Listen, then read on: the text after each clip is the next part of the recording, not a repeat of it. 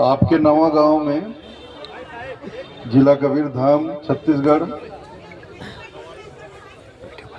मैं सभी ग्रामवासियों से बहुत प्रेम से, विनम्रता से बात करने आया हूं। थोड़ी सी बात कहना चाहूंगा मैं कि जो कुछ भी यहाँ हुआ है यह दुखद है, ऐसा होना नहीं चाहिए था, लेकिन किन लोगों की वजह से ऐसा हो गया, अब ये तो शासन प्रशासन के द्वारा जांच का विषय है। जो भी हुआ है पुलिस में शिकायत दे दी गई है, अब पुलिस जांच पड़ताल करेगी और जिसको भी दोषी पाया जाएगा उस पर कार्रवाई होगी। लेकिन बात सिर्फ इतनी ही नहीं है, बात है पूरे मानव समाज की।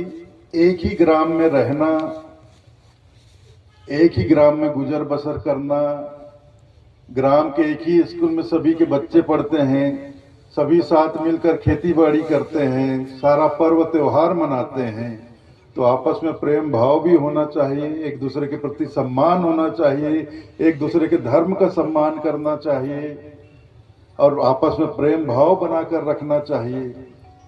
हमारे संत महात्मा, जितने भी संत महात्माओं में सिर्फ कबीर पंथ की बात नहीं करता, जितने भी संत महात्मा हुए हैं संसार में, सबने प्रेम और शांति का ही पाठ पढ़ाया है।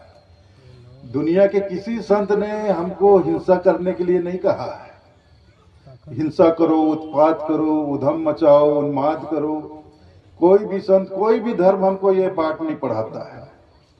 सभी धर्म हमको प्रेम और शांति का ही पाठ पढ़ाते हैं। लेकिन हम अगर नादानी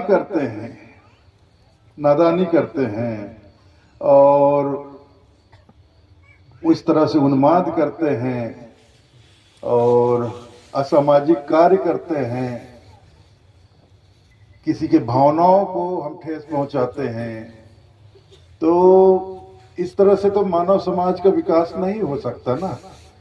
आप भले ही एक ही गांव में सब रहते हैं, लेकिन आपस में इस तरह से होगा तो इस गांव का क्या विकास होगा? फिर बच्चे क्या सीखेंगे? ये जो घटनाएं होती, इस तरह की घटनाएं होती है, हमारे बच्चे हैं गांव के, वो देखकर क्या सीखेंगे? फिर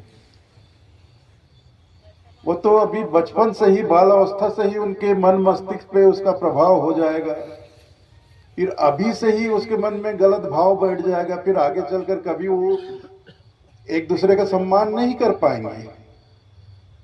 अब चाहे कबीरपंथियों के बच्चे हो